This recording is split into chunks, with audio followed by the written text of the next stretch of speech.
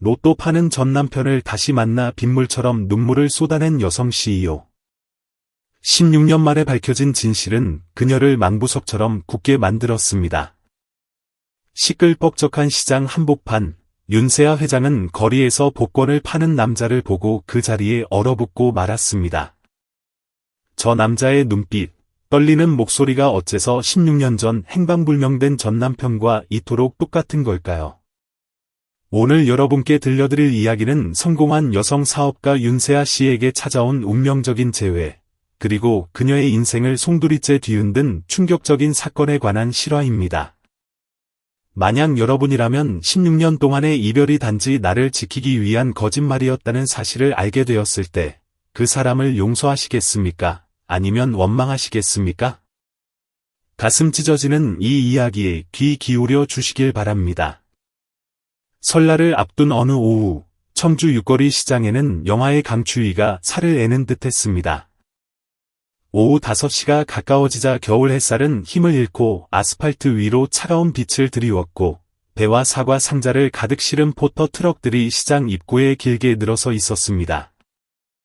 매서운 칼바람이 흙먼지와 눈발을 일으키며 몰아쳤고, 바쁘게 오가는 사람들의 입에서는 하얀 입김이 뿜어져 나왔습니다. 생선 굽는 냄새, 호떡 굽는 기름 냄새, 그리고 고소한 참기름 향기가 뒤섞여 연말을 향해 달려가는 충청도 시골 장터 특유의 정겨우면서도 분주한 냄새를 만들어내고 있었습니다. 골목 어귀에 위치한 희망복지센터 앞에 검은색 최고급 세단이 멈춰 섰습니다. 차 문이 열리고 새하얀 가죽 부츠가 차가운 땅을 딛자 윤세아 회장이 모습을 드러냈습니다. 에메랄드빛 캐시미어 코트가 그녀의 날씬한 몸매를 감싸고 있었고, 꼿꼿한 자세와 침착한 눈빛은 여느 때와 다름없이 당당했습니다. 우아하게 올린 머리와 선글라스는 수많은 회의와 쏟아지는 시선에 익숙한 그녀의 눈을 가리고 있었습니다. 41세의 윤세아, 중부권 호텔과 부동산을 호령하는 그녀는 지난 10년 동안 해왔던 것처럼 설맞이 기부 물품을 전달하기 위해 이곳을 찾았습니다. 하지만 오늘따라 무언가 느낌이 달랐습니다. 차에서 내리자마자 심장이 쿵쾅거리기 시작했습니다. 이유는 알 수 없었지만 마치 누군가가 인파와 차가운 안개를 뚫고 자신을 응시하고 있는 듯한 기분이 들었습니다. 활기차면서도 혼란스러운 시장통 한복판, 그녀가 발걸음을 늦추고 센터로 들어가려던 찰나, 등 뒤에서 쉰 목소리가 희미하게 들려왔습니다. 행운의 로또 사세요. 아저씨, 로또 한 장만 사주세요. 오늘 날이 너무 추워서. 다 팔아야 집에 갈 수 있어요. 뼛속까지 파고드는 추위와 싸우는 듯 힘겹게 내뱉는 그 목소리는 떨리고, 쉬고, 지쳐 있었지만 너무나도 익숙했습니다. 세아의 발은 마치 땅속에서 무언가가 잡아당기는 듯 멈춰 섰습니다. 그녀는 천천히 몸을 돌려 노점상들과 붕어빵 리어카, 그리고 구걸하는 사람들을 훑어보았습니다. 그리고 그곳에서 솜이 다 터져나온 낡은 패딩 점퍼를 입고 얇은 운동화로 추위를 견디고 있는 깡마른 중년 남자를 발견했습니다. 그는 고개를 푹 숙인 채 바람에 펄럭이는 종이 로또 뭉치를 들고 사람들과 눈도 마주치지 못한 기계적으로 말을 내뱉고 있었습니다. 하지만 세아를 충격에 빠뜨린 건 마치 인생에서 한번 죽어본 사람처럼 깊은 슬픔이 배어있는 그의 눈이었습니다. 그 사람은 바로 16년이라는 긴 세월 동안 그녀의 인생에서 사라졌던 전 남편, 한도진이었습니다. 그녀가 심장 깊숙이 사랑했던 사람. 미안해, 날 찾지 마, 나는 쪽지 한 장만 남기고 떠나 그녀를 탈진할 때까지 울게 만들었던 사람. 친정아버지가 말한 대로 다른 여자와 도망가서 죽은 줄로만 알았던, 이제는 묻어버려야 할 과거라고 생각했던 사람이었습니다. 그런데 지금 그 한도진이 16년 전 유일하게 가족이라 부르고 싶었던 그 눈빛이 아니라면 절대 알아볼 수 없을 만큼 초라한 모습으로 눈앞에 서 있었습니다. 그녀는 떨리는 걸음으로 다가갔습니다. 여보. 도진 씨. 남자는 멈칫하더니 어깨를 심하게 떨었습니다.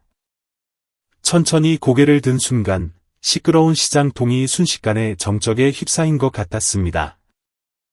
주변의 소음과 인파는 그대로였지만 그녀에게는 모든 것이 사라지고 오직 두 사람의 시선만이 남았습니다. 두려움에 가득 찬 눈빛과 16년의 그리움이 터져나온 눈빛이 허공에서 부딪혔습니다. 보지는 망부석처럼 굳어 있다가 갑자기 얼굴이 하얗게 질린 채 뒤를 돌아 도망치기 시작했습니다. 아무 말도 없이 뒤도 돌아보지 않고 말입니다. 잠깐만요. 세아의 목소리가 메어 들어갔습니다. 도진 씨. 당신 맞지? 한도진, 그녀는 미친 듯이 그를 쫓았습니다. 녹은 눈 때문에 바닥이 미끄러워 넘어질 뻔했지만 골목 삼거리에 도착했을 때는 이미 그가 수많은 오토바이와 트럭, 인파 속으로 사라진 뒤였습니다. 마치 처음부터 없었던 사람처럼 말이죠. 남은 건 차가운 칼바람과 장사꾼들의 호객 소리뿐이었습니다. 세아는 전하지 못한 선물 상자를 든 채 멍하니 서 있었습니다. 눈에는 눈물이 고이고 심장은 요동쳤습니다. 분노와 슬픔, 그리고 공허함이 뒤섞인 거대한 파도가 예고도 없이 밀려왔습니다. 16년 전, 그녀는 이유 없이 버림받고 배신당했다고 생각했습니다. 그런데 16년 후, 더 이상 추락할 곳도 없어 보이는 모습으로 나타난 그가 죄인처럼 도망쳤습니다. 메말랐던 그녀의 볼 위로 오랜만에 눈물이 흘러내렸습니다. 고향을 찾아가는 인파와 웃음소리 속에서 윤세아는 마치 악몽에서 깬 어린아이처럼 자신이 어디에 있는지, 왜 이토록 아픈지 알 수 없는 채 덩그러니 남겨졌습니다. 시간이 지나도 결코 지워지지 않는 그림자가 있다고들 합니다. 그리고 오늘 그 그림자가 예고도 없이 이유도 없이 운명의 경고처럼 다시 나타났습니다. 그날 밤 평창동에 위치한 세아의 대저택은 숨소리 하나 들리지 않을 만큼 고요했습니다. 겨울 밤바람이 창틈으로 스며들어 충북 지역 부동산의 여왕이라 불리는 여인의 텅 빈 가슴 속을 횡하니 지나갔습니다. 실크 잠옷 차림의 그녀는 희미한 조명 아래 앉아 색바랜 결혼 사진을 뚫어지라 쳐다보고 있었습니다. 두 손으로 사진을 쥔 그녀의 손이 미세하게 떨렸습니다. 아무도 상상하지 못했을 성공한 여자의 화장대 깊은 서랍 속에 숨겨져 있던 아픈 기억이었습니다. 사진 속에는 행복한 눈빛의 젊은 여자와 순박한 얼굴, 진실한 미소를 가진 남자가 어깨를 맞대고 있었습니다. 16년 전 결혼식 날의 세아와 도진이었습니다. 그 운명의 밤 이후 그녀의 기억 속에서 찢겨나갔던 사진이었습니다. 세아는 입술을 깨물었습니다. 맨주먹으로 함께 미래를 꿈꾸던 시절, 도진이 했던 말이 떠올랐습니다. 나만 믿어주면 내가 끝까지 당신 지켜줄게. 하지만 그는 약속을 지키지 않았습니다. 지키기는커녕 그녀가 다시는 누구도 사랑할 수 없을 만큼 깊은 상처를 남겼습니다. 세아는 자리에서 일어나 식탁으로 향했습니다. 가정부에게 준비해두라고 했던 떡국과 갈비찜 같은 명절 음식들이 손도 대지 않은 채 차갑게 식어 있었습니다. 배가 고프지 않아서가 아니라 가슴 속에서 소용돌이치는 기억들이 그녀를 가득 채우고 있었기 때문입니다. 세아는 눈을 감았고 과거가 폭포수처럼 밀려왔습니다. 그해 건축학과를 갓 졸업한 그녀는 청주의 대형 공사 현장에 투입되었고 그곳에서 성실하고 과묵한 현장 기사 한도진을 만났습니다.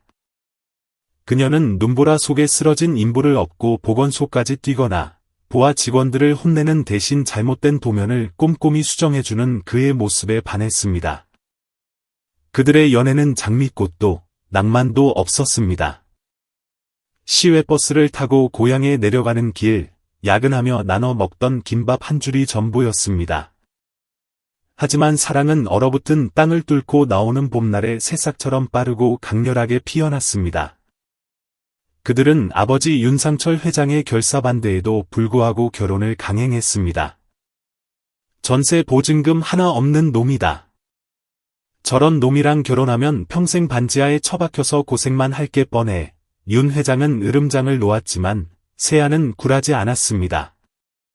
사랑을 믿었고 남편의 성실함을 믿었습니다. 그들은 옥탑방에 신혼 살림을 차리고 행복한 미래를 꿈꿨습니다. 그러던 어느 날 밤, 그녀가 인근 도시에 새로 생기는 지사장의 자리에 오르기 바로 전날 밤이었습니다.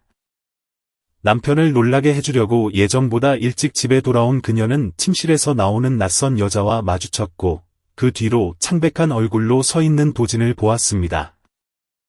그의 휴대전화, 소문자 메시지들, 몰래 찍은 사진들.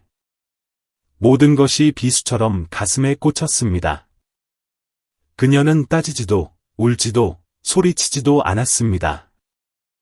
그저 식탁 위에 이혼 서류를 올려두고 눈 내리는 밤거리로 나갔습니다. 그 후 16년 동안 그들은 한 번도 만나지 않았습니다. 지금 식탁 앞에 앉아 있는 세아의 눈은 붉게 충혈되어 있었습니다. 마음 한구석에서는 여전히 오해이길 바랐지만 다른 한구석에서는 그는 너를 배신했어 라고 속삭였습니다. 그녀는 금고 열쇠를 꺼내 조심스럽게 문을 열었습니다. 두꺼운 서류 뭉치 속에 회사 주식 관련 서류, 대학 시절 설계도면, 그리고 낡은 소형 녹음기 하나가 들어 있었습니다. 재생 버튼을 누르는 그녀의 손이 떨렸습니다. 묵직하고 위압적인, 너무나도 익숙한 목소리가 흘러나왔습니다. 바로 아버지 윤 회장의 목소리였습니다. 두 가지 선택을 주겠다. 하나는 세아 곁을 떠나 이 돈을 받고 사라지는 것. 둘째는 내 어미와 외할머니를 내가 처리하게 두는 것. 내가 한다면 하는 사람이라는 거 알지? 그 썩어빠진 반지하 방 하나 박살 내는 건 일도 아니야. 선택해. 세아의 피가 차갑게 식어 내렸습니다.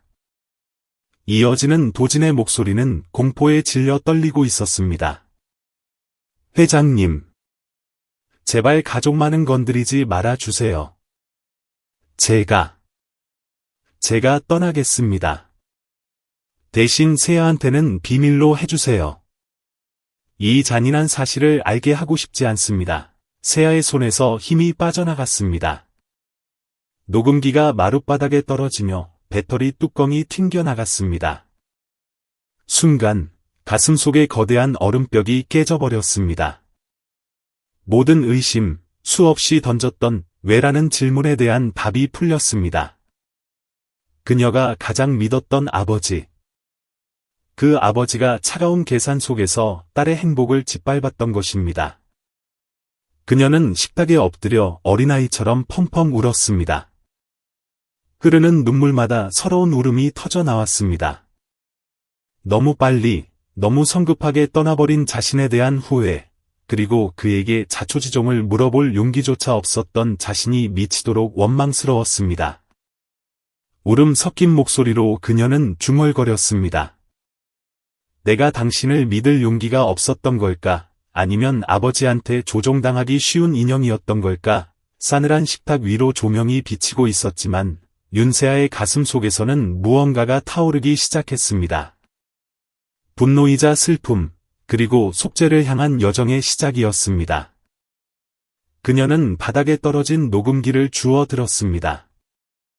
심장이 찢어질 듯 아팠지만 이대로 끝낼 수는 없었습니다. 도진을 다시 만나야 했습니다. 모든 것을 털어놓고 용서를 빌어야 했습니다. 아직 늦지 않았다면 말이죠. 어둠 속에서 그녀의 눈빛이 결연하게 빛났습니다. 새벽녘, 얇은 잠옷바람으로 저택을 나서는 그녀의 등 뒤로 매서운 바람이 불었지만 그녀의 결심은 흔들리지 않았습니다. 두 가지 선택을 주지. 돈을 받고 내 딸 인생에서 꺼지든가. 아니면 엄동설안에 내 어미와 할머니가 길바닥에 나앉는 꼴을 보든가. 내가 선택해. 16년 전 세 사람의 운명을 갈라놓았던 그 잔인한 선고가 녹음기에서 다시금 흘러나왔습니다. 화려한 저택거실, 세아는 소파에 주저앉아 얼굴이 백지장처럼 하얗게 질려 있었습니다. 눈을 크게 뜬 채 녹음기를 부서질 듯 움켜쥐었습니다. 아버지 윤 회장의 목소리, 그 단어 하나하나가 바늘이 되어 가슴을 찔렀습니다. 이어지는 도진의 목소리는 이미 영혼이 빠져나간 듯 힘겨웠습니다. 제발. 가족은 건드리지 마세요. 시키는 대로 하겠습니다. 제발 세아한테는 비밀로. 세아는 두 손에 얼굴을 묶고 오열했습니다. 실크 소매가 눈물로 흠뻑 젖었습니다. 16년 동안 믿어왔던 진실이 존경에 맞지 않았던 아버지가 연출한 철저한 사기극이었다니. 그날 도진의 눈빛. 변명도 애원도 없이 그저 침묵 속에 생매장당한 사람처럼 슬펐던 그 눈빛이 생생하게 떠올랐습니다. 16년 전 그 우울했던 오후, 한도진은 윤상철 회장의 호출을 받았습니다. 광활한 거실, 윤기가 흐르는 흑단 테이블, 차가울 정도로 정돈된 공간.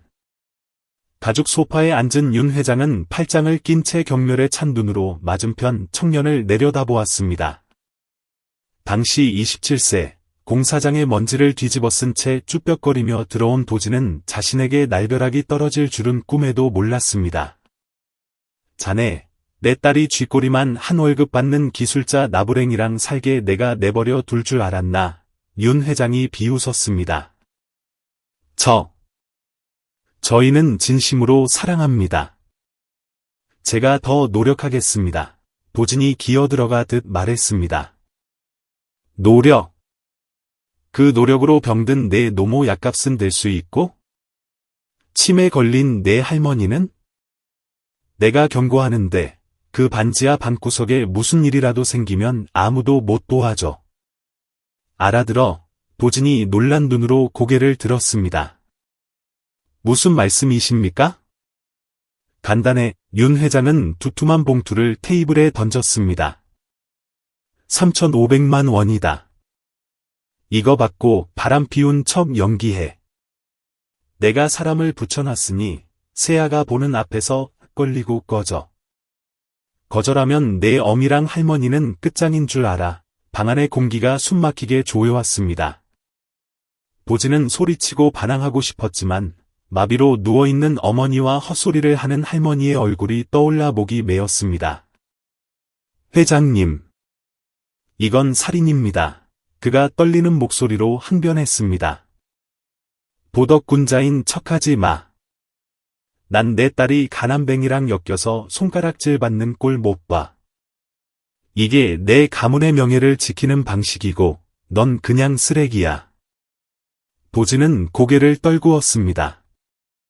마음속엔 폭풍우가 몰아쳤습니다. 반항하면 다칠 사람은 자신이 아니라 가족이었습니다.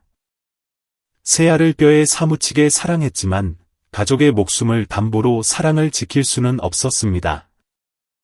그날 밤 그는 윤 회장의 각본대로 움직였습니다. 고용된 낯선 여자가 방에 들어왔고 가슴이 찢어지는 고통을 참으며 연기했습니다. 그리고 세아가 들어왔습니다. 그를 바라보던 세아의 눈빛은 심장을 찌르는 비수였지만 그는 해명할 수 없었습니다. 그렇게 그녀를 떠나보냈습니다. 현재로 돌아와 세아는 퉁퉁 부은 눈으로 벽에 걸린 아버지의 사진을 노려보았습니다. 그룹 행사 때마다 근엄하게 연설하던 그 위선적인 모습. 모든 것이 무너져 내렸습니다. 아버지. 대체 무엇 때문에 이렇게까지 잔인하셨어요? 그녀는 녹음기를 꽉 쥐고 일어섰습니다. 다리는 휘청거렸지만 가슴 속에서는 분노를 넘어선 뜨거운 각성이 일어났습니다. 이제는 마주해야 했습니다. 그 옛날의 남자를 찾아 늦었더라도 사죄해야 했습니다.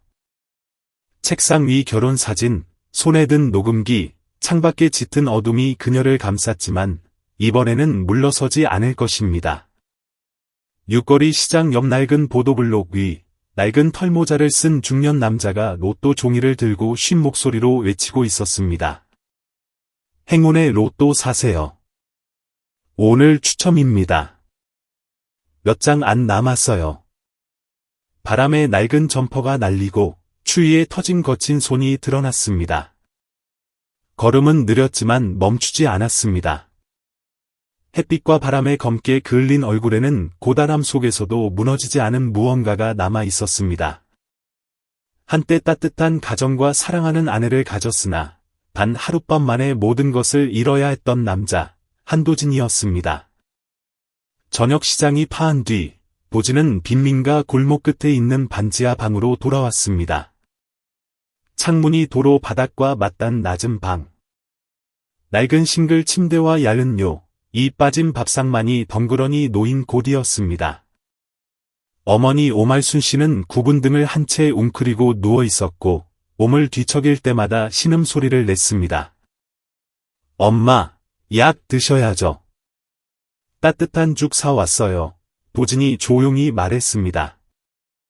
방구석에는 치매를 앓는 심할머니가 눈 하나 없는 플라스틱 인형을 안고 앉아 있었습니다. 할머니는 웃다가 갑자기 울먹이고 다시 웃기를 반복했습니다. 도진은 익숙한 듯 다가가 할머니의 눈물을 닦아주었습니다. 할머니, 착하죠? 울지 마세요. 내일 오후에 할머니 좋아하는 공원에 햇볕 쬐러 가요. 할머니가 다시 웃었습니다. 비록 찌그러진 웃음이었지만 도진에게는 세상에서 지켜야 할 가장 소중한 것이었습니다. 어머니와 할머니를 챙긴 후 도진은 깜빡거리는 형광등 아래 홀로 앉았습니다. 온돌은 들어오다 말다 했습니다. 책상 위에는 낡은 초등학교 도덕 교과서가 놓여 있었습니다.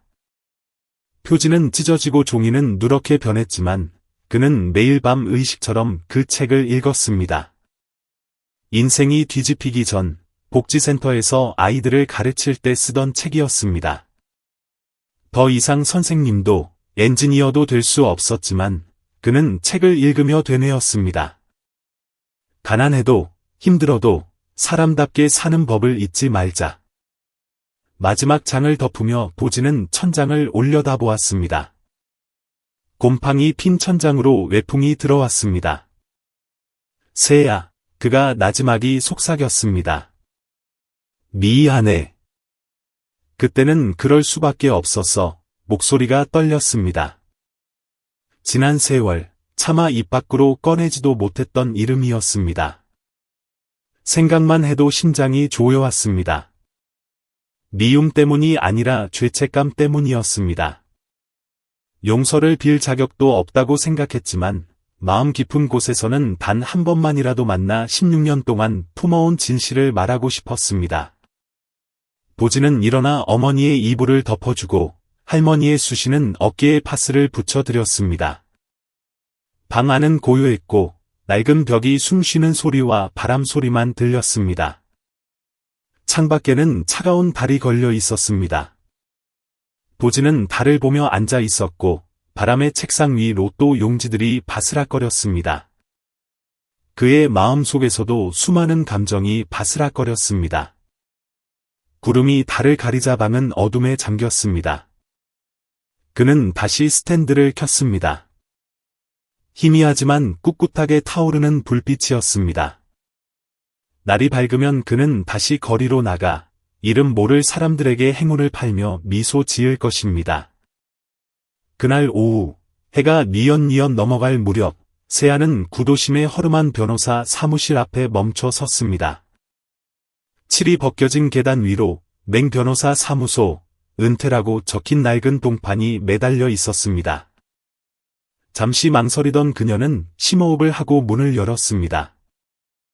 묵은 종이 냄새, 곰팡이 냄새, 그리고 구수한 보리차 향기가 묘하게 뒤섞여 기억을 자극했습니다. 과거 가문의 법률 고문이었던 맹 변호사는 이제 백발이 성성한 노인이 되어 책더미 속에 파묻혀 있었습니다. 그가 고개를 들고 세아를 보더니 잠시 멈칫했습니다. 세아냐? 여긴 무슨 일이냐? 쉰 목소리로 물었습니다. 세아는 단도직입적으로 말했습니다. 진실을 알고 싶어요. 아버지가 도진 씨에게 강요했던 계약서 있습니까? 노인은 침묵했습니다. 책장을 넘기던 손이 멈췄습니다. 무거운 침묵이 흘렀습니다. 세아야, 모르는 게 약일 때가 있다. 이미 충분히 아파요.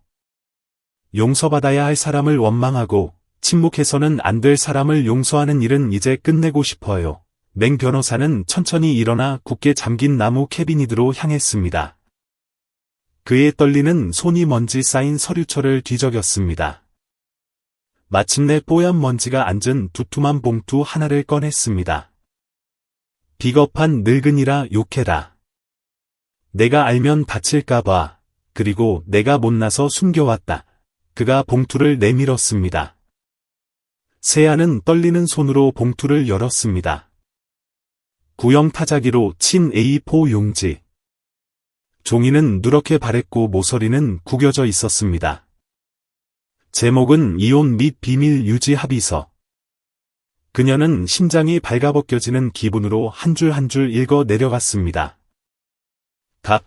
한도진은 윤세아와의 이혼에 합의하며 모든 관계를 정리하고 제3자에게 사유를 누설하지 않는다.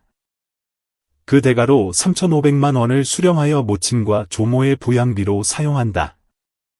비밀 누설, 재접근, 이해 제기 시 법적 처벌을 감수한다. 서류 끝에는 한도진의 비뚤배뚤한 서명과 억지로 찍은 듯 붉게 번진 지장이 선명했습니다. 그리고 그 아래 유언처럼 적힌 작은 손글씨가 있었습니다.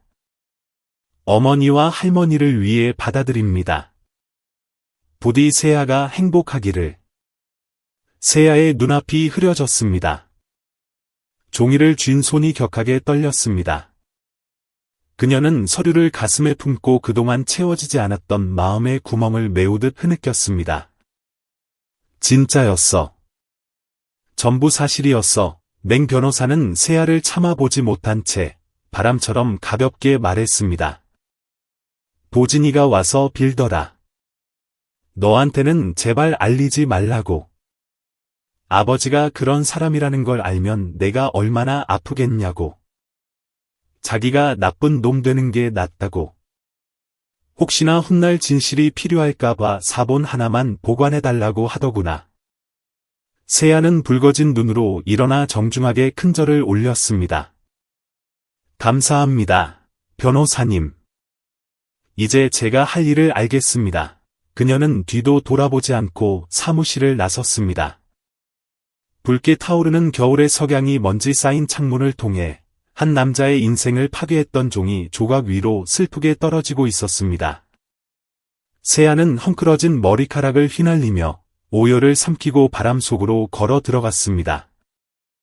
진눈깨비가 추적추적 내리는 늦은 밤. 시장통 뒷골목, 낡은 주택들이 다닥다닥 붙어있는 비좁은 골목에는 처마 끝에서 떨어지는 빗물 소리만 가득했습니다. 동사무소의 안내 방송이 눈 내리는 소리에 섞여 을씨년스럽게 울려 퍼졌습니다. 윤세아는 골목 끝, 보진이 가족과 사는 반지하 방 앞에 섰습니다. 손에는 16년 전 시어머니가 직접 떠주셨던 회색 털실 스웨터가 든 쇼핑백을 들고 있었습니다. 그녀에게는 아물지 않은 상처 같았던 옷. 하지만 오늘은 돌려주기 위함이 아니라 사제의 문을 여는 열쇠로 가져왔습니다. 문을 두드리려던 찰나 낡은 철문이 삐거덕 열리며 깡마른 노인이 모습을 드러냈습니다. 보진의 어머니 오말순 씨였습니다. 노인은 세아를 뚫어지라 쳐다보더니 흐릿한 눈동자가 흔들렸습니다. 아가. 세아 아가 아니냐? 우리 도진이. 정말 좋아했던 그 색시, 세아는 목이 메어 말이 나오지 않았습니다. 세월이 흘러 눈이 침침해졌어도 단번에 자신을 알아보는 그 마음에 가슴이 먹먹해졌습니다. 그녀는 말없이 고개를 끄덕였습니다. 오씨 할머니는 떨리는 손으로 문을 활짝 열었습니다. 세 평 남짓한 좁은 방, 그곳은 가난하지만 서로를 의지하는 흔적들로 가득했습니다. 벽에 붙은 낡은 요 위에는 도진의 할머니가 잠꼬대를 하며 누워 있었고, 구석에는 색바랜 드라이플라워 꽃다발이 파스와 물병 옆에 가지런히 놓여 있었습니다. 할머니는 플라스틱 의자를 내주었습니다. 형광등 불빛 아래 드러난 할머니의 얼굴은 주름과 고생으로 가득했습니다. 잘 왔다. 한 번은 와야지. 도진이가 말은 안 해도 얼마나 좋아하겠니? 세아는 고개를 숙이고 두 손을 맞잡았습니다. 시어머니라기보다 자신이 버리고 간 청춘의 일부를 마주하는 기분이었습니다. 죄송해요. 어머니. 전 아무것도 몰랐어요. 그 사람이 배신한 줄만 알았어요. 할머니는 눈물이 그렁그렁한 눈으로 슬프게 웃었습니다. 나도 그런 줄 알았다. 남의 집 귀한 딸 고생시킨다고 나무라기도 했지. 근데 그 녀석 변명 한마디 안 하더라. 엄마 미안해. 다시 돌아가도 난 똑같이 할 거야 라고만 했어. 할머니의 거칠지만 따뜻한 손이 세아의 손을 덮었습니다. 그 녀석, 너 많이 그리워했다. 자다가도 내 이름을 부르고 자다가 깨서 내가 떠나던 날처럼 눈이 오면 밤새 문 밖에 나가 앉아 있곤 했어. 창밖에는 여전히 눈비가 내리고 얇은 커튼은 바람에 흔들렸습니다. 할머니는 도진이 퀵서비스 배달, 막노동, 로또 장사, 그리고 야학 봉사까지 하며 병원비를 대느라 고생했던 지난날을 덤덤하게 이야기했습니다. 세아의 가슴에 못이 박히는 듯 했습니다. 그때 내가 알았더라면, 내가 좀 더 살폈더라면 널 그냥 보내지 않았을 텐데. 내가 죄인이다. 다 늙은 내가 짐이 되어서 할머니의 목소리가 떨렸습니다. 세아는 할머니의 무릎에 얼굴을 묻고 소리내어 울었습니다. 16년 만에 처음으로 어머니라고 불러보지도 못했던 분의 품에서 어린아이처럼 울었습니다. 죄송해요. 물어보지도 않고 도망쳐서 죄송해요. 두 여자는 좁은 방 안에서 서로를 끌어안고 눈물을 섞었습니다.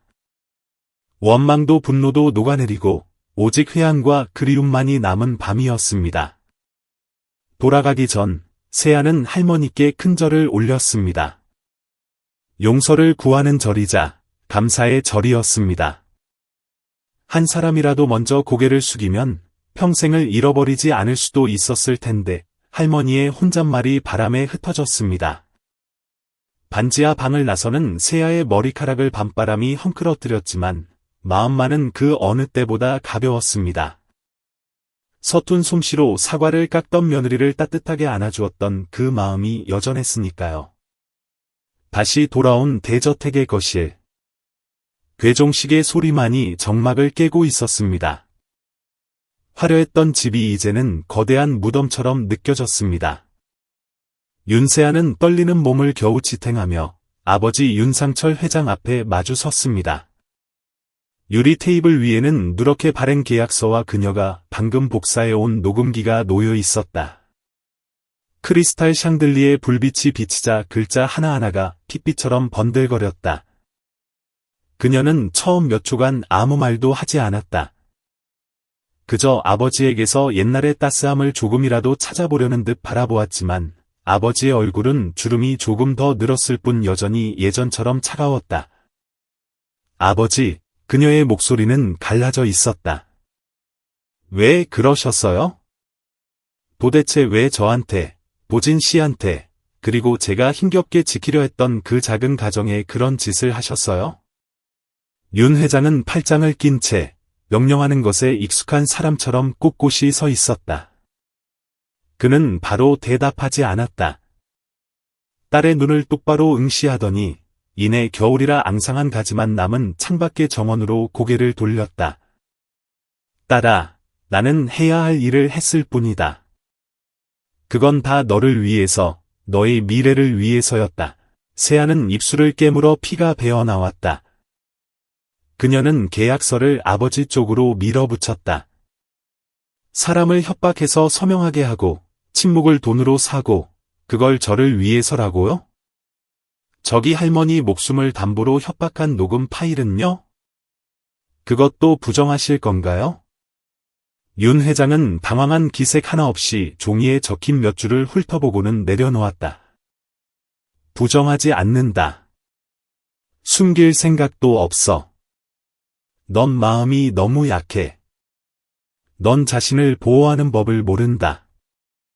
만약 내가 그런 놈과 살게 놔뒀다면, 가난하고 미래도 없고 반지하 방이나 전전하는 놈과 살았다면 내 인생이 어떻게 됐겠니? 세아가 이 사이로 으르렁거리듯 말했다. 그 사람은 엔지니어였어요. 사랑할 줄 알고 성실하게 살 줄 아는 사람이었어요. 아버지는 그 사람에게서 모든 걸 빼앗았고 저에게선 선택할 권리를 뺏어가셨어요. 그가 코웃음을 쳤다. 선택. 여자는 감정을 선택해선 안 돼. 현실을 선택해야지. 사랑? 그건 한낱 지나가는 구름 같은 거다. 가족, 지위, 돈, 그런 것들이 너를 품위 있게 지켜주는 거야. 세아가 붉어진 눈으로 소리쳤다. 그래서 저는 평생 사랑 같은 건 하면 안 되는 건가요? 행복해질 자격도 없고요? 단지 아버지가 저를 부자로 만들고 싶어서, 윤 회장의 딸이라는 타이틀에 걸맞게 만들고 싶어서요?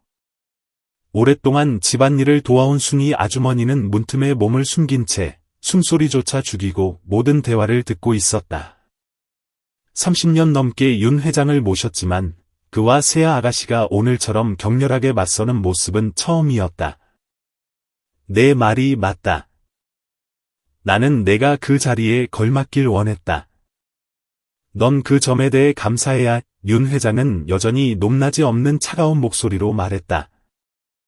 감사요. 세아가 헛웃음을 터뜨리며 눈물을 쏟았다. 제가 사랑하는 사람을 배신자로 만든 것에 감사해야 하나요? 그 사람의 어머니와 할머니가 구석진 곳에서 비참하게 살게 만든 것에? 제 심장을 짓밟아 놓고 그걸 사랑이라고 부르는 것에 감사해야 하냐고요. 그는 대답 없이 자리에서 일어나 천천히 책장으로 걸어가더니 낡은 앨범 하나를 꺼냈다.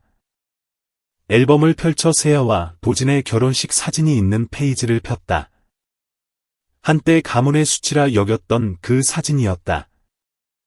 난 내가 내 엄마의 운명을 반복하는 걸 원치 않았다. 그의 목소리가 작게 떨렸다. 맹목적인 사랑을 택했다가 그를 만나기 전까지 가난 속에 버려졌던 여자. 난 내가 그 전철을 밟는 걸 허락할 수 없었어. 세아는 오랫동안 아버지를 쳐다보았다. 아버지는 제가 그 실수를 반복하지 않게 하셨지만 더 나쁜 짓을 하셨어요. 아버지는 저를 가난으로 죽인 게 아니라 냉정함으로 죽이신 거예요. 창문 틈으로 들어온 바람에 하얀 커튼이 살짝 흔들렸다. 거실은 그녀가 이혼하고 처음 집으로 돌아왔던 그날처럼 차갑고 텅 비어 있었으며 외로웠다. 윤 회장은 앨범을 덮고 그녀를 돌아보지 않은 채 말했다. 난 널 위해 모든 걸 했다. 내가 이해하지 못한다면 어쩔 수 없지. 그리고는 방을 나갔다. 긴 복도의 발자국 소리만이 울려 퍼졌다.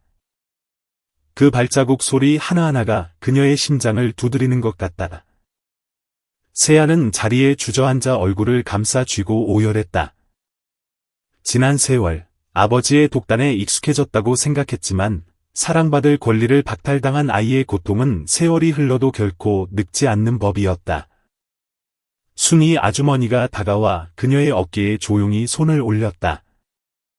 아가씨, 회장님이 아가씨를 사랑하지 않는 게 아니에요. 단지 사람을 사랑하는 방법을 모르시는 것뿐입니다.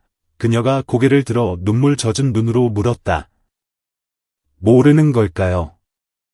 아니면 배우려고 한 적이 없는 걸까요? 아주머니는 대답하지 못했다. 그 질문에 대한 답은 윤상철 회장 본인만이 알겠지만 아마 그는 평생 입 밖으로 내지 않을 것이다. 겨울 오후에 드문 햇살이 육거리 시장 위로 길게 드리워졌다.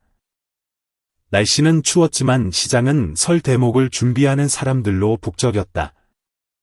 고춧가루 냄새, 참기름 냄새, 생선 비린내가 차가운 바람 속에 뒤섞여 있었다.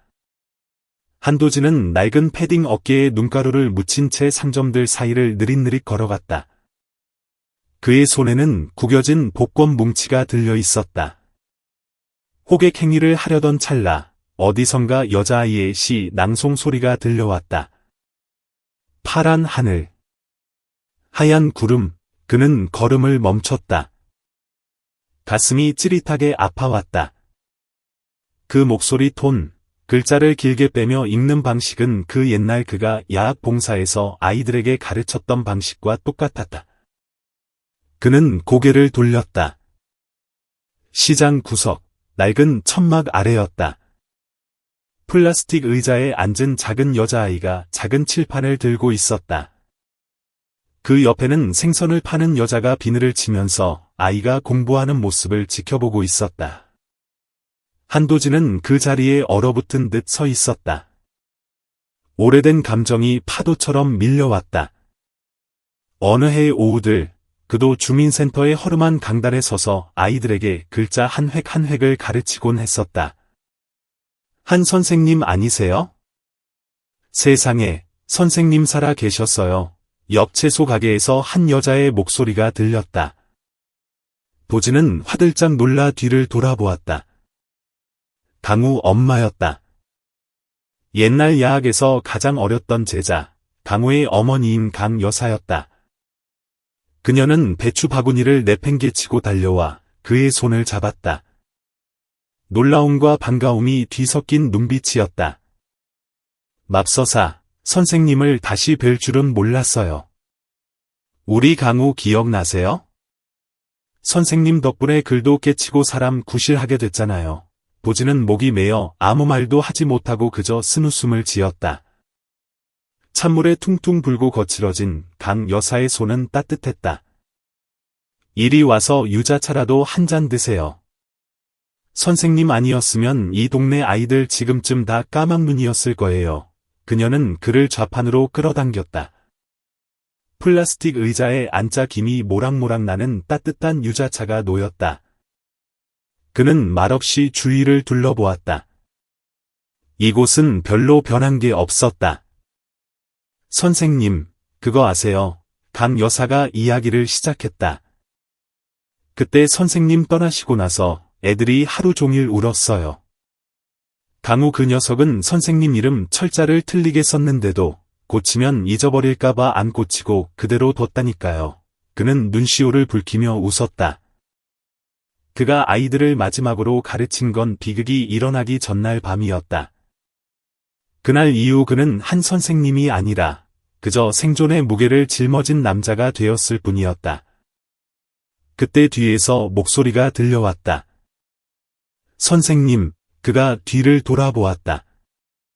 흰 셔츠에 단정한 정장 차림, 서류 가방을 든 청년이 다가오고 있었다. 눈가가 촉촉했고 어깨가 떨리고 있었다. 저 기억하세요? 저 강우예요. 글씨를 틀리게 쓰던 그 꼬마 강우라고? 도진은 눈을 동그랗게 떴다. 그 앞에 서 있는 사람은 듬직한 성인, 지식인의 풍모를 갖춘 어른이었다. 선생님. 저 선생님 찾으려고 10년을 헤맸어요. 어딜 가든 선생님 소식을 물었어요.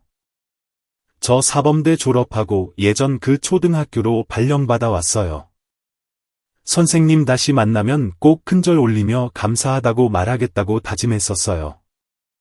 강우는 시장 한복판에서 허리를 90도로 깊숙이 숙여 가장 정중한 인사를 올렸다. 시장의 공기가 한 템포 멈춘 듯했다. 물건을 팔던 사람도 사던 사람도 손을 멈췄다. 누군가는 고개를 돌려 눈물을 훔쳤다. 가난한 복권 장수, 하지만 그는 수많은 사람의 은인인 선생님이었다. 도진은 마른 침을 삼켰지만 목구멍이 꽉 막혀 있었다. 지난 10여 년간 아무도 그에게 이렇게 고개 숙여 존경을 표한 적이 없었다. 강우야. 미안하다. 내가 끝까지 곁에 있어주지 못해서. 아닙니다. 선생님은 저희 가슴속에 글을 심어 주셨어요. 저희는 한 번도 잊은 적 없습니다. 도진의 눈에 빛이 스쳤다. 지난 몇 년간 그는 그림자처럼 세상을 숨죽여 걸어왔다. 하지만 오늘 시끄러운 시장 한복판에서 사람들이 그를 기억하는 건 그가 가난해서가 아니라 그들에게 희망을 주었기 때문이었다. 여자아이가 들고 있던 칠판이 바닥에 떨어졌다. 도진은 그것을 주워들어 하얀 분필로 한글을 또박또박 적었다. 선한 사람은 영원히 기억된다. 시장 한구석에서 박수 소리가 터져 나왔다. 크지는 않았지만 사람의 온기가 가득 담긴 박수였다. 그는 회색빛 겨울 하늘을 올려다보았다. 마음속에는 하얀 구름 한 점이 흘러가는 듯 조금은 가벼워진 기분이 들었다.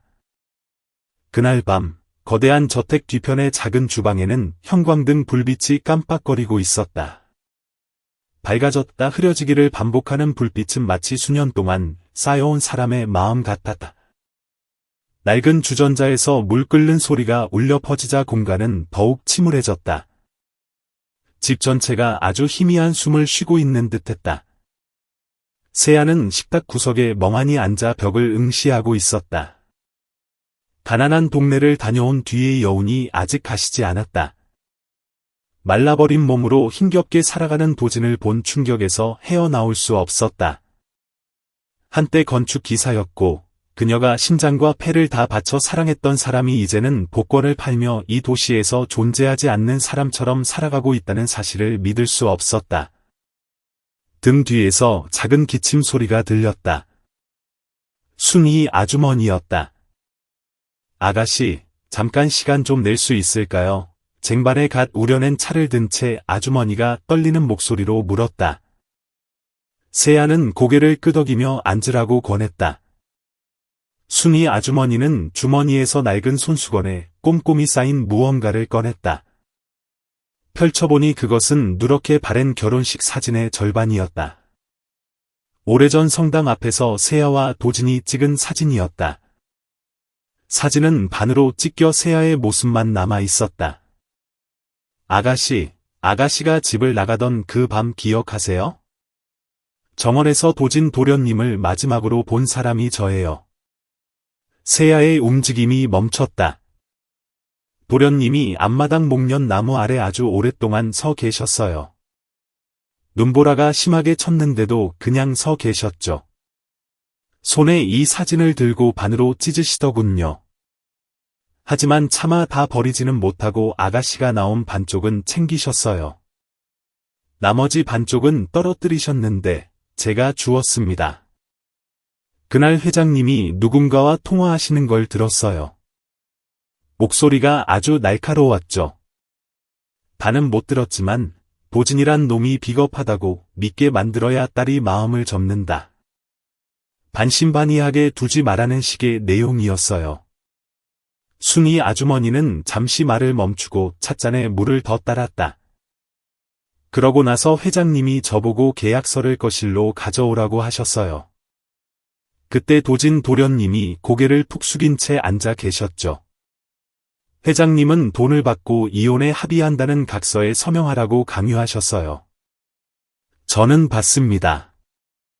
도련님이 우시는 거려. 남자가 그렇게 우는 건 제가 잘못했어요, 아가씨. 더 일찍 말씀드렸어야 했는데. 그때 말했더라면 아가씨가 그렇게 고통스럽게 떠나지 않았을 텐데.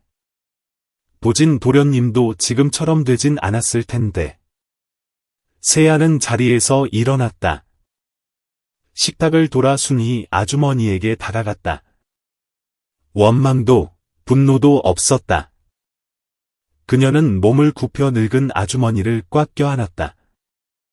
마치 산산이 조각난 기억의 파편을 끌어안듯이. 아주머니 탓하지 않아요. 그저 좀 더 일찍 알았더라면 좋았을 텐데. 그녀의 목소리가 메어왔다. 작은 부엌에는 벽시계의 똑딱거리는 소리와 두 여자의 한숨 소리만이 남았다. 한 명은 하인이었고 한 명은 주인이었지만 지금은 같은 아픔을 공유한 두 사람으로 마주 앉아 있었다.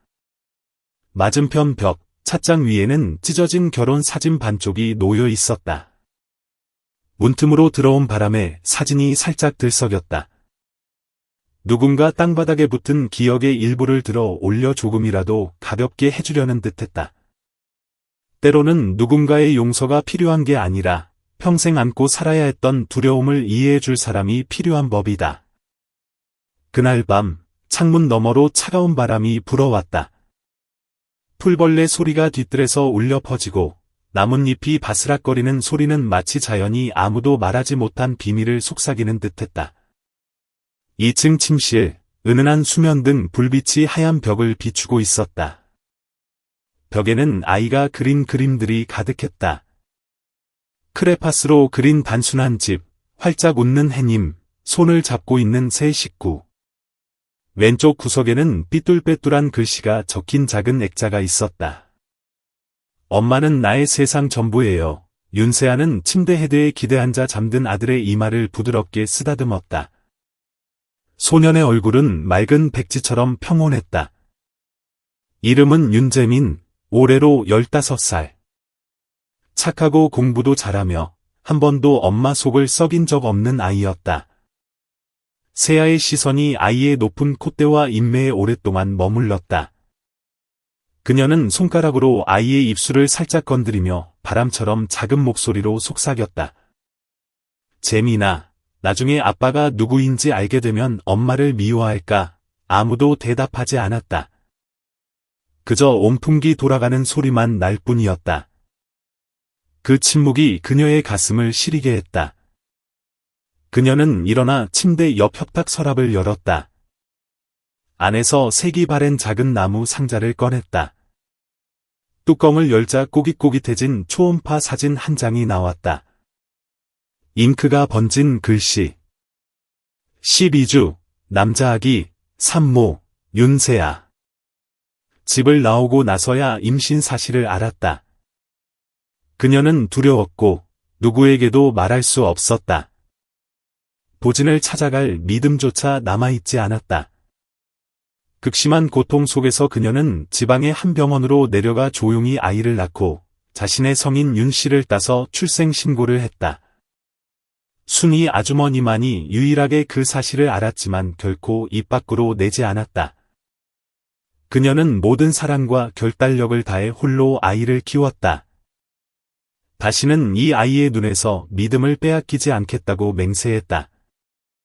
재민은 부족함 없이 자랐다. 좋은 학교, 좋은 옷, 예의 바른 태도. 하지만 아빠에 대해서는 절대 묻지 않았다.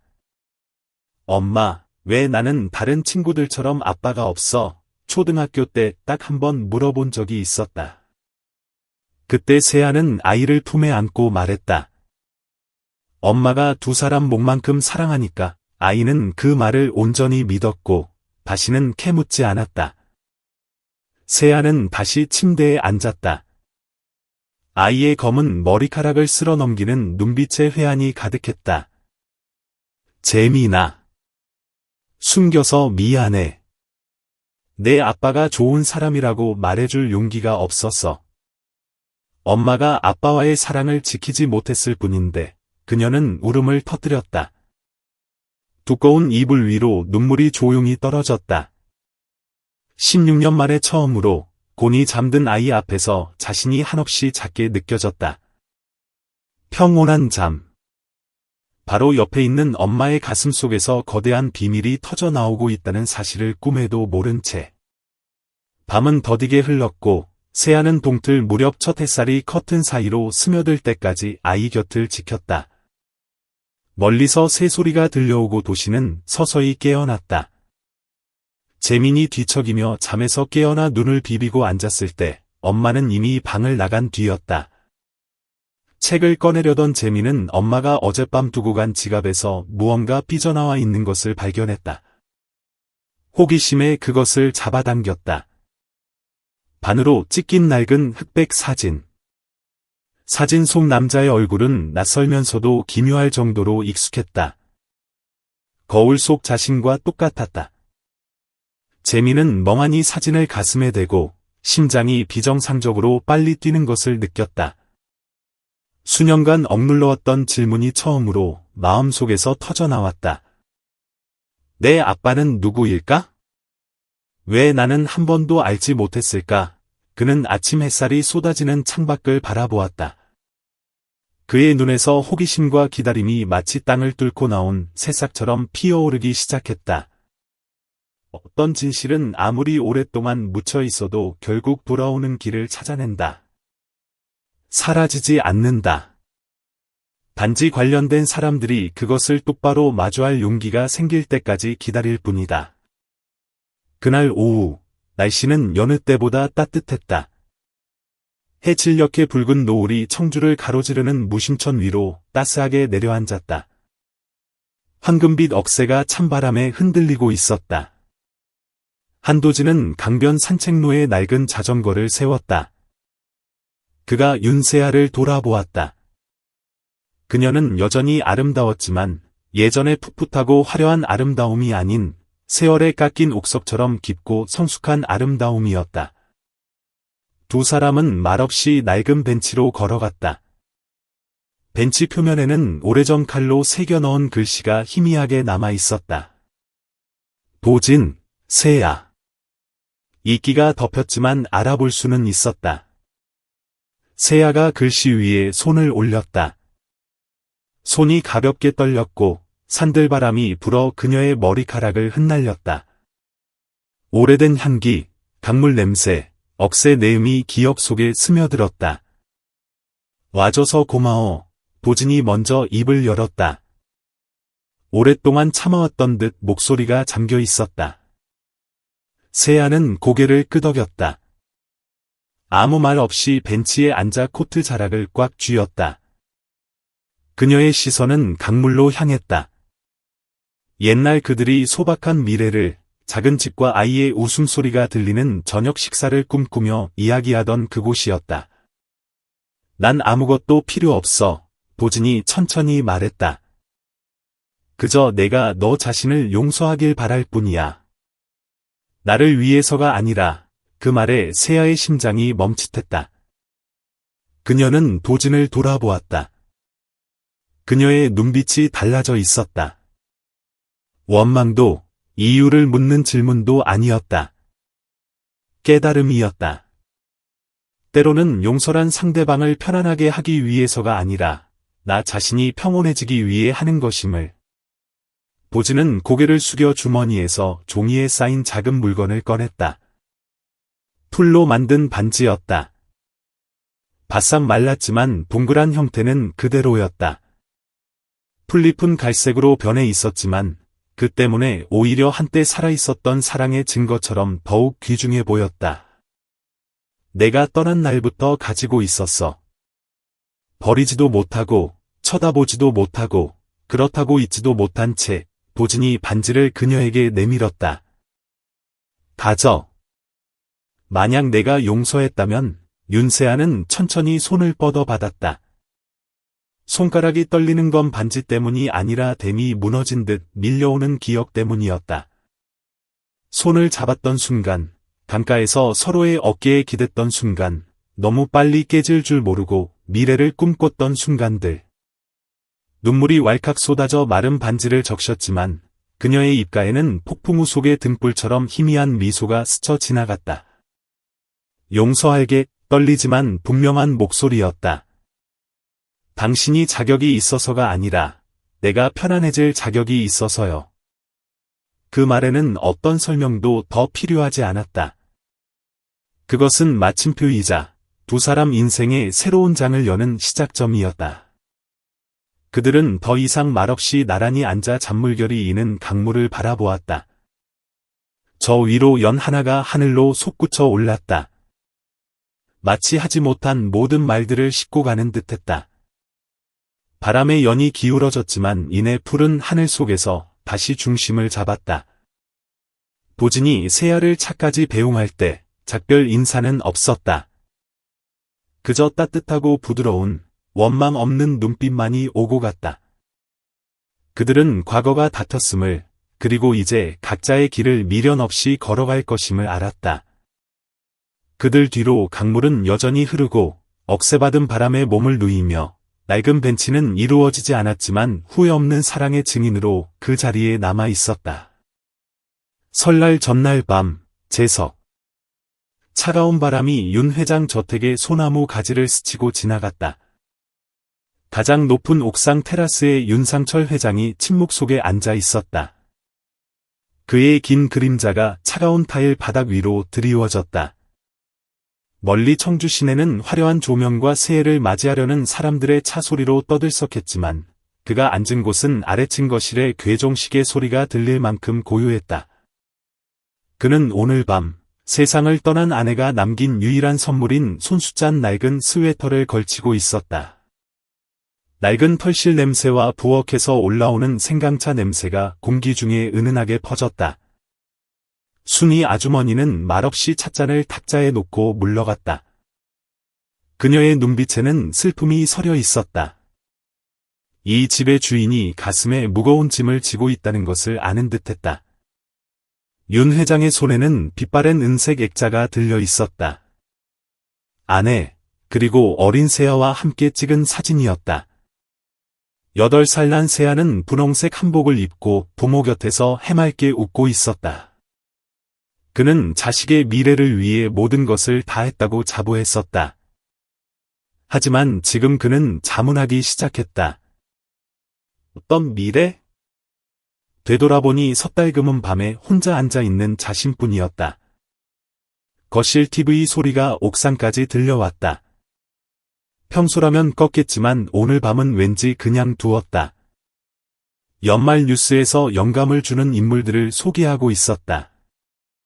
엔지니어 출신의 복권 판매원, 10년 넘게 길거리 아이들을 위해 무료 공부방을 운영해왔습니다. 주민들은 그를 한 선생님, 거리의 스승이라고 부릅니다. 윤 회장이 멈칫했다. 손에 든 청주잔이 기울어지며 술이 찰랑거렸다. 화면에 한도진의 얼굴이 나타났다. 그가 과거 딸에게서 억지로 떼어냈던 사위였다. 도진은 더 이상 젊지 않았지만 미소는 여전히 선했다. 지방문화회관의 작은 단상에서 도진은 사람들에게 고개를 숙여 감사 인사를 한 뒤 뜻밖의 말을 꺼냈다. 저는 평범한 사람입니다. 칭송받을 자격이 없습니다. 저보다 자격 있는 사람은 한때 제 인생의 빛이었던 여인입니다. 그녀가 없었다면 저는 지금의 제가 아니었을 겁니다. 바람이 거세게 불어 윤 회장의 백발을 헝클어뜨렸다. 그는 액자를 꽉 쥐었다. 수많은 계약서에 서명하고 거대한 프로젝트를 지휘했던 손이 처음 잘못을 저지른 사람처럼 떨리고 있었다. 곁에는 아무도 없었다. 저택엔 인기척 하나 없었고 오직 바람 소리와 양심의 울림만이 가득했다. 그는 마음 깊은 곳에서 문을 두드리기 시작했다. 고개를 숙이고 입술을 달싹였다. 아비가 잘못했다. 내 딸아, 말이 끝남과 동시에 술잔이 손에서 미끄러져 바닥에 산산조각이 났다. 술이 차가운 타일 위로 흥건히 퍼져나갔다. 도시에서 비쳐오는 희미한 빛 속에서 그 남자는 갑자기 너무나 작고 초라해 보였다. 밖에서는 불꽃놀이가 시작되었다. 밤하늘을 가르는 불빛들은 묵은 해의 어둠을 태워버리고 새해의 희망을 여는 듯했다. 하지만 그는 뒤돌아보지 않았다. 그저 일어나 천천히 테라스 문으로 걸어가 쾅 닫아버렸다. 밖의 즐거운 소리를 차단하려는 듯이. 넓은 방 안, 비틀거리는 그의 뒷모습 위로 노란 조명이 비쳤고 얼굴의 깊은 주름은 밭고랑처럼 그늘이 졌다. 사업장에서 모든 승부를 이겼던 남자, 딸의 인생을 세세하게 설계했다고 자부했던 남자는 이제 자신 앞에서 조용히 패배를 인정하고 있었다. 어떤 폭죽 소리도 후회의 노크 소리를 덮을 수 없었고 어떤 빛도 자신이 옳다고 믿어 모든 것을 잃은 아버지의 고독을 지울 수 없었다. 그 제석 날 밤, 저택에는 반짝이는 트리도, 축하 인사도, 떡국 냄새도 없었다. 식어버린 생강차와 바닥에 엎어진 액자, 그리고 오랜 침묵 끝에 비로소 자신의 마음을 듣기 시작한 윤 회장만이 있을 뿐이었다. 새해 첫날 아침, 저택 뒤편의 작은 정원 소나무 잎마다 이슬이 맺혀 있었다. 바람이 살랑거리며 마음을 차분하게 만드는 서늘한 기운을 실어 날랐다. 처마 밑 낡은 나무 탁자에 윤 회장이 침묵 속에 앉아 있었다. 그의 떨리는 손에는 10여 년간 쓰지 않았던 검은색 만년필이 들려 있었다. 앞에는 이미 3번이나 교체된 백지가 놓여 있었다. 몇 줄 쓰다가 구겨서 발치 휴지통에 던지기를 반복했다. 하지만 이번에는 멈추지 않았다. 글씨는 삐뚤빼뚤했고 눈물 자국이 번져 있었다. 사랑하는 내 딸 세아에게. 아비가 세상에서 제일 사랑한다고 믿었지만 사실은 가장 많이 상처를 준 사람에게. 그는 펜을 멈추고 한숨을 쉬며 나뭇잎 사이로 비치는 햇살을 올려다보았다. 너무나 평화로운 공기에 가슴이 찔리듯 아파왔다. 지난 세월, 그는 견고한 요새를 지어 딸을 모든 상처로부터 보호할 수 있다고 믿었지만 정작 사랑이라는 이름으로 딸의 행복을 부순 망치를 든 사람이 자신이었음을 몰랐다. 편지에서 그는 모든 것을 고백했다. 보진을 쫓아낸 일, 사람을 시켜 미행한 일, 불륜 현장을 조작한 일까지. 심지어 사위에게 현금을 쥐어주고 무조건적인 이용과 영구 침묵 조항이 담긴 계약서에 서명하게 했던 일도. 아무런 설명도 없이 세아를 공항으로 데려가 유학을 보냈던 그날 밤의 이야기도 적었다. 배웅하는 사람 하나 없이 비행기에 앉아 있을 때 얼마나 외로웠니? 그가 썼다. 나는 너와 내가 사랑하는 사람 사이의 마지막 포옹조차 그 비싸고 무의미한 비행기 티켓으로 죽여버렸다. 종이가 눈물로 얼룩졌다. 후회하는 아버지의 눈물이 아니라 패배자의 눈물이었다. 완벽한 패배. 한 가지 부탁이 있다. 용서해 달라는 게 아니야. 그저 어릴 때처럼 원망 없이, 거리감 없이 나를 아빠라고 한 번만 불러다오. 내 목소리가 너무 듣고 싶구나. 그 줄을 쓰면서 그는 책상에 고개를 떨구었다. 햇살 가득한 공간 속에서 그의 몸은 점점 야위고 작아져 갔다.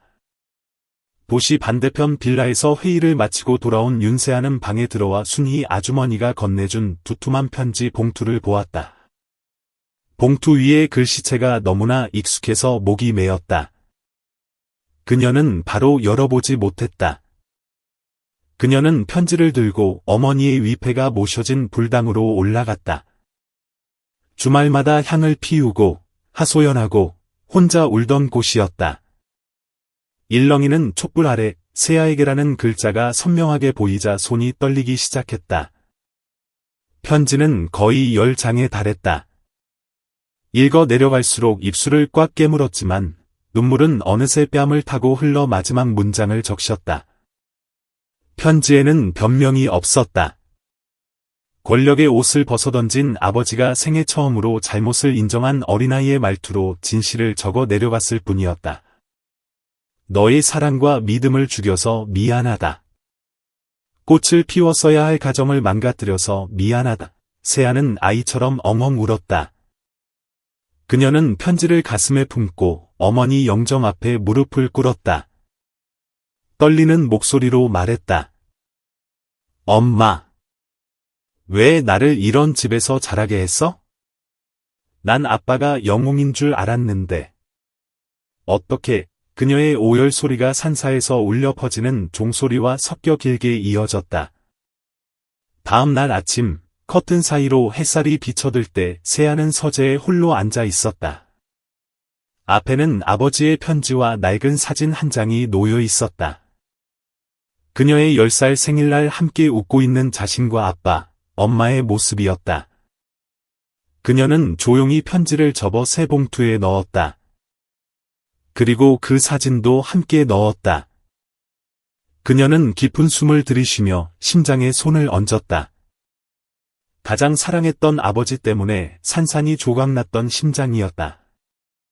하지만 오늘 16년 만에 처음으로 그 심장이 아파서가 아니라 용서할 만큼 충분히 강해졌기 때문에 고개를 숙였다. 세아는 일어섰다. 결심이 섰다. 과거를 고치기 위해서가 아니라 남은 미래를 구하기 위해서였다. 그녀의 아들이 아직 한 번도 불러보지 못한 할아버지를 알게 될 자격이 있는 미래를 위해서. 아빠, 같이 가실래요? 만나야 할 사람이 있어요. 텅 빈 마당에 울려 퍼진 윤세아의 말에 윤 회장이 멈칫했다. 차에 오르려던 참이었다. 햇살이 콧날을 비추자 평생 누구에게도 사과할 필요가 없다고 생각했던 남자의 깊은 주름이 도드라져 보였다. 하지만 오늘 그가 자신의 딸 인생에서 지워버리려고 그토록 애썼던 사람을 이제는 죄인의 모습으로 마주하게 되리라고는 상상도 못했다. 세아는 더 이상 아무 말 없이 운전석 문을 열고 앉았다. 그는 묻지 않고 천천히 뒷좌석에 탔다. 마음속으로는 알고 있었다.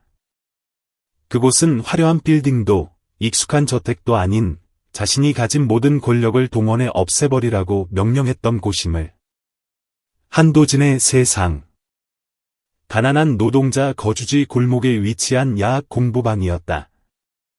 원래 낡은 목공소였던 곳을 도진과 친구들이 십시일반 돈을 모아 개조한 곳이었다.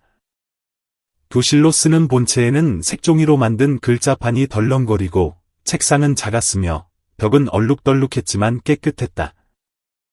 뒤쪽에는 작은 부엌이 있어 도진이 직접 밥을 짓고 학부모 모임 때 차를 대접하곤 했다. 차가 멈추자 윤 회장은 내리기를 주저했다. 하지만 그를 바라보는 딸의 눈에는 더 이상 분노가 없었다. 그가 등을 돌릴 수 없게 만드는 것, 그것은 모든 것을 초월한 사람의 평온함이었다. 한도진은 마당 구석 플라스틱 의자에 앉아 한 소년의 찢어진 가방을 꿰매고 있었다. 차 소리에 그가 고개를 들었다. 그 짧은 순간 모든 소리가 멈춘 듯했다. 세아가 대문을 열고 들어갔고 윤 회장이 허리를 약간 구부린 채 그 뒤를 따랐다. 아무도 말하지 않았다. 세 사람은 갈라졌던 강줄기가 마지막 구비에서 다시 만난 것처럼 서로를 바라보고 서 있었다. 앉으십시오. 도진이 높낮이 없는 목소리로 말했다. 그는 일어나지 않았지만 눈빛에는 여전히 예의가 있었다. 교실 안에서 아이들 몇 명이 밖을 내다보았다. 한 여자애가 친구를 툭 치며 말했다. 저 아줌마 진짜 예쁘다.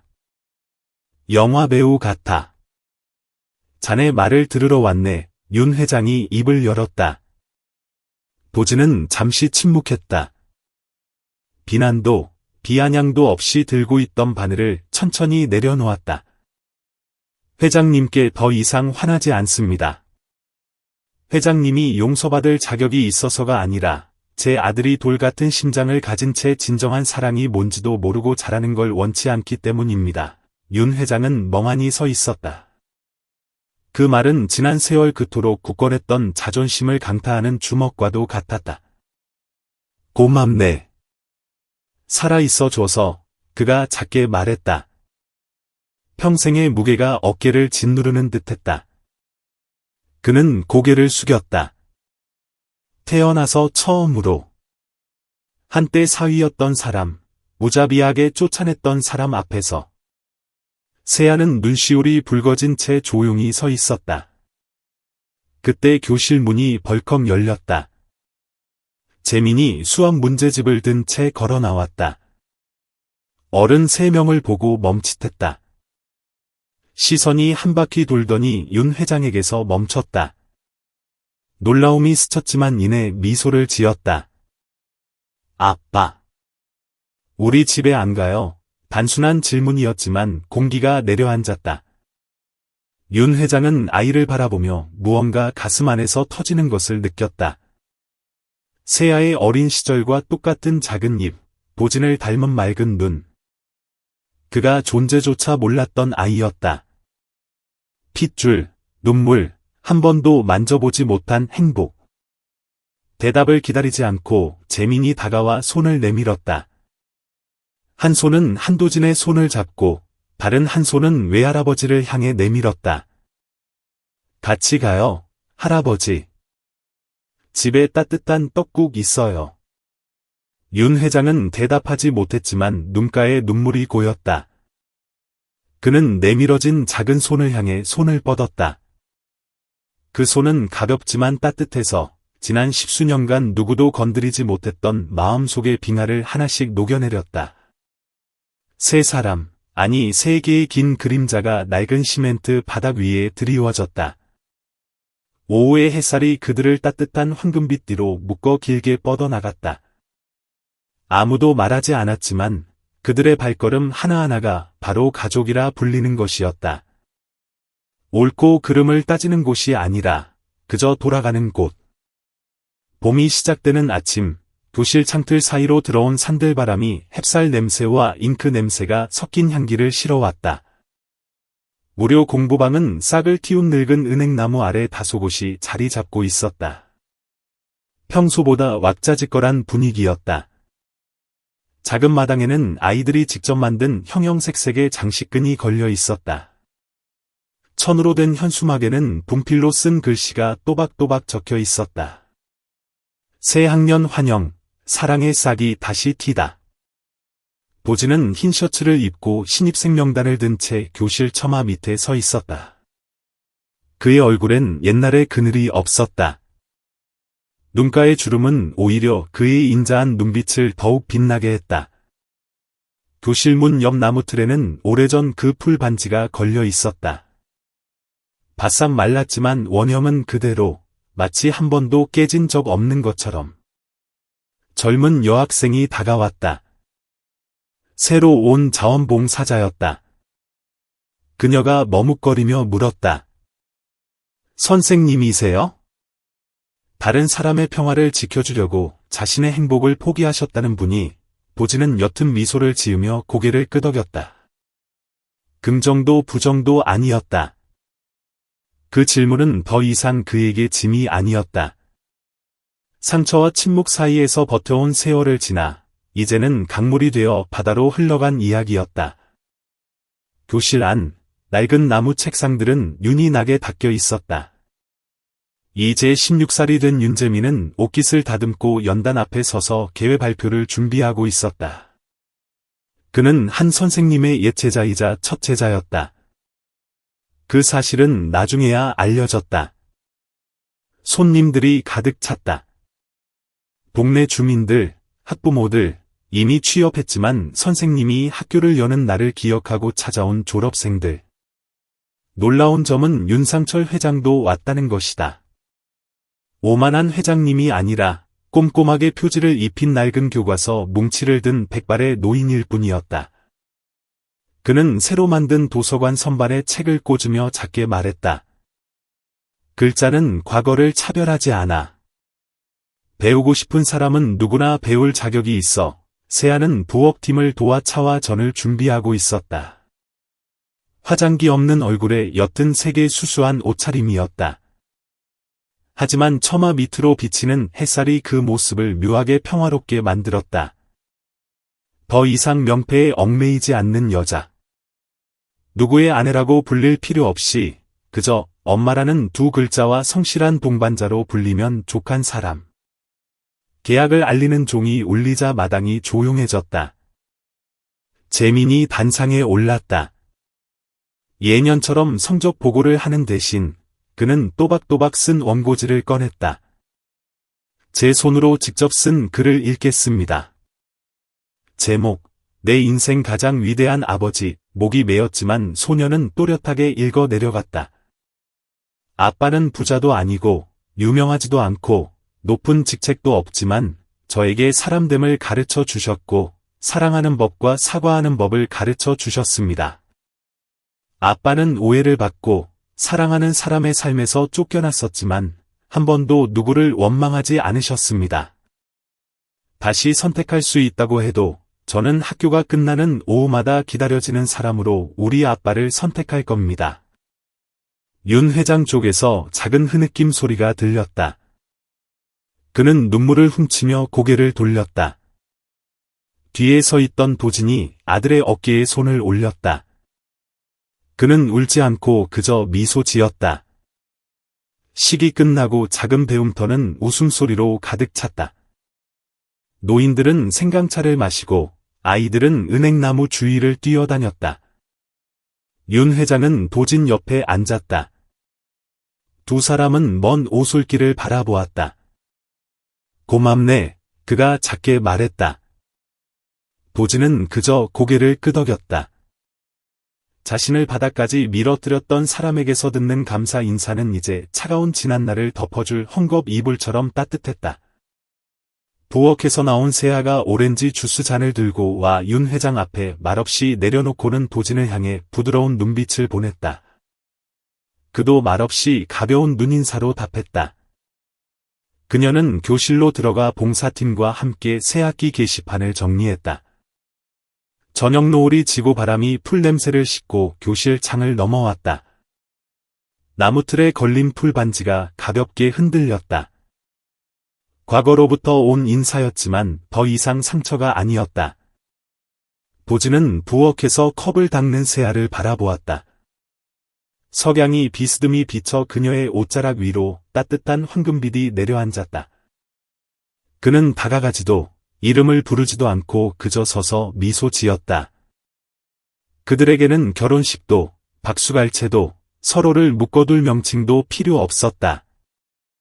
그저 서로가 삶 곁에 여전히 존재하고 있음을 아는 것, 비록 모든 것이 무너졌던 적이 있더라도. 그렇게 오래된 이야기는 낭만적인 결말이 아닌 조용한 약속으로 끝을 맺었다. 이제부터 서로를 위해 살자. 말하지 않아도 아주 사소한 것들 속에서 서로를 지키며 불꽃놀이도 웨딩드레스도 필요 없는 결말이 있다. 그저 돌아갈 곳, 마음의 원망이 멈춘 곳만 있다면 충분하다. 우리는 젊은 날의 실수를 깨닫는데 인생의 절반을 쓰기도 하고 깨달았을 때는 이미 너무 늦어버리기도 한다. 하지만 다행스럽게도 세상에는 용서라는 것이 존재한다. 상처를 잊기 위해서가 아니라 우리 자신이 좀 더 가벼운 마음으로 살아가기 위해서.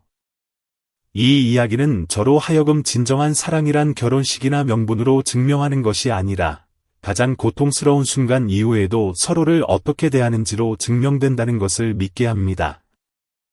한도진은 오해받았던 세월을 보상해 달라고 하지 않았고 윤세아는 보상을 요구하지 않았습니다. 그들은 긴 겨울을 견딘 풀과 나무처럼 묵묵하고 선하고 끈기 있게 삶을 이어가기로 했습니다. 바로 그 점이 저 같은 사람들을 감동하게 하고 존경하게 만듭니다. 이 영상을 보고 계신 여러분께 묻고 싶습니다. 여러분의 삶에서 만약 되돌릴 수만 있다면 사과하고 싶은 놓쳐버린 인연이 있나요? 모든 것을 돌이킬 수 없게 될 때까지 기다리지 마세요. 때로는 제때 건넨 말 한마디가 한 사람의 인생을 구원할 수도 있으니까요. 이 이야기가 여러분에게 깊은 울림을 주었다면 댓글에 숫자 1분을 남겨주세요.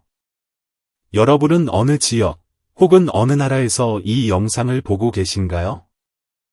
댓글로 알려주시면 반가울 것 같습니다. 다른 의견이 있거나 비슷한 경험이 있다면 주저 말고 사연을 남겨주세요. 가슴 뭉클한 이야기를 더 듣고 싶으시다면 구독 버튼을 누르고 알림 설정을 켜주세요. 다음에도 여러분의 마음을 울릴 영상으로 찾아오겠습니다. 들어주셔서 감사합니다.